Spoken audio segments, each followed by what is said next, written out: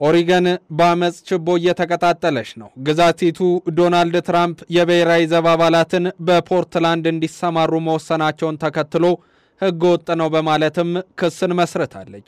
የአሜሪካው ፕሬዝዳንት ዶናልድ ትራምፕን ትዕዛዝ ተከትሎ የብሔራዊ ዘብ አባላት ለሚቀጥሉት 2 ወራት በኦሪገን ግዛት በምትገኘው ፖርትላንድ ከተማ ይሰማራሉ መባሉም የግዛቲቱን አስተዳደር አስቆጥቷል። በዚያ ያሉ የኢሚግሬሽን ባለስልጣናትም በዶናልድ ትራምፕ ላይ እጃቸውን እንዲቀስሩ አድርጓል።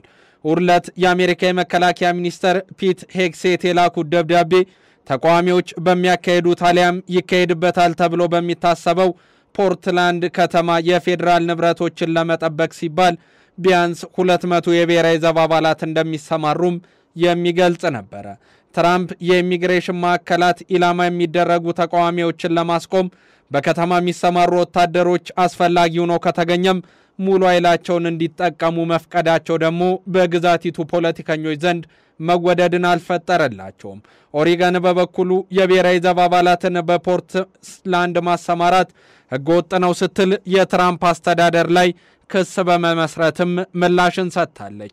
በኦሪገን ጠቅላይ አቃቤ ሕግ ዳን ሬፌልድ የቀረበው የክስ መዝገብ የፕሬዝዳንቱ እርምጃ ቅጭት ቀስቃሽና ሕጋዊ መሰረት የሌለው ያለ ሲሆን የሕዝብ ቁጣን በመቀስቀስ የማህበረሰቡን ደህንነት አደጋ ላይ የሚጥል እንደሆነም ገልጿል።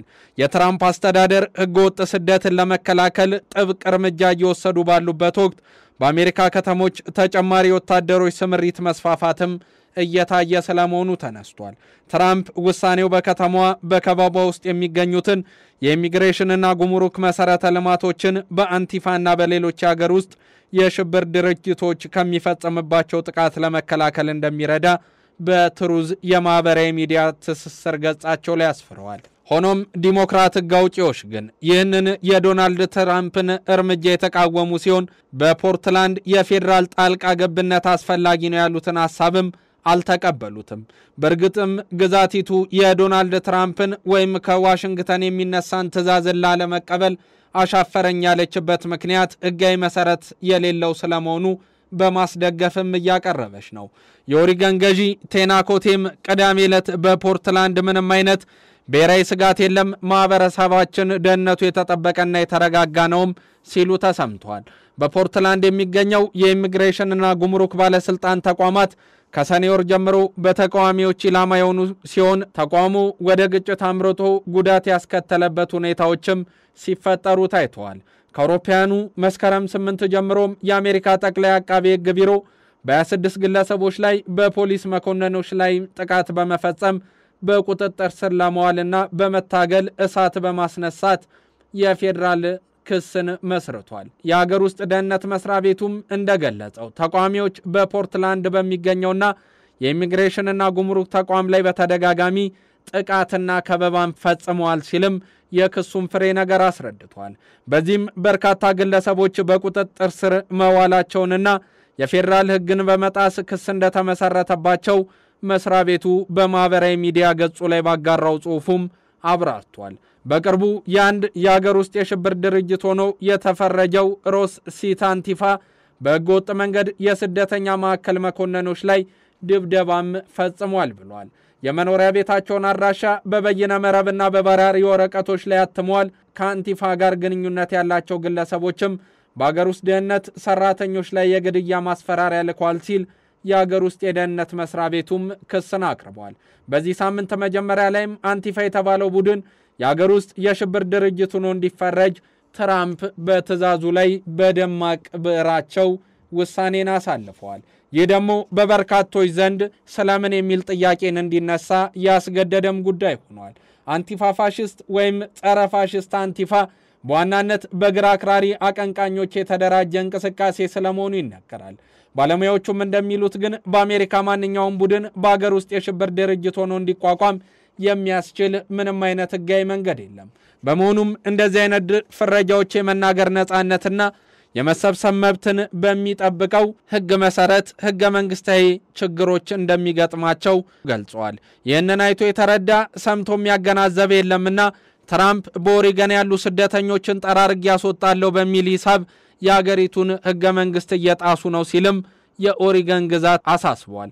ዲሞክራት ሕግ አውጪዎችም የፕሬዝዳንቱ ትዕዛዝና በኢሚግሬሽንና ጉምሩክ ወኪሎች ላይ ተፈጽሟል የተባለውን ድርጊትም ኮንነዋል። ወትሮውንም ቢሆን ዲሞክራቶቹ በሪፐብሊካኖቹ ሕግጋትና በእነሱ የሚወጣውን አካሄድ በቀኝ ዘመምነት የሚፈርጁ ናቸውና ጉዳዩን ከማብጠልጠል የሚገድባቸው አልተገኘም።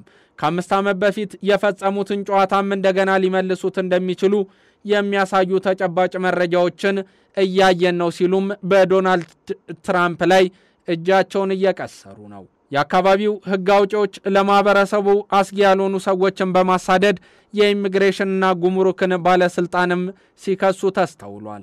አሁን ነገሩ ወዴት እየሄደ ነው? በእርግጥስ እየተከሰሱ ያሉ ሰዎች ለመከሰስ የሚያስችል የሕግ ፍሬ ተገኝቶባቸው ነው ወይ የሚል ጥያቄ ግን በብዙዎች እንዲነሳ እያደረገ ነው።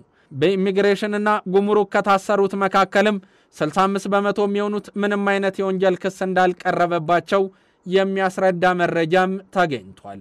እርምጃው ምንም እንኳን በዲሞክራቶች ተቃውሞ ቢገጥመውም በአንዳንድ የሪፐብሊካን ባለስልጣናት ዘንድ ግን ድጋፍን እንዲያገኝ አድርጓል። የአሜሪካ የሰራተኛ ሚኒስትር ሎሪ ቻቬስ ዲርመር ሕገወጥነት ፖርትላንድን ወደ የወንጀል መናኸሪያነት እንደቀየራት መመልከታቸውንም ተናግሯል። ከዚህ ቀደም የኦሪገን የሪፐብሊካን ተወካይ የሆነው ያገለገሉት ቻቬዝ ትራምፕ የኢሚግሬሽንና ጉምሩክ ተቋማትን ለመጠበቅና የአሜሪካ ታላቅ ለማድረግ እርምጃ እየወሰዱ በመሆናቸውም ሲያመሰግኑ ታይተዋል። በእርግጥስ የዶናልድ ትራምፕ ስራ የሚያስመሰግን ነው ወይ?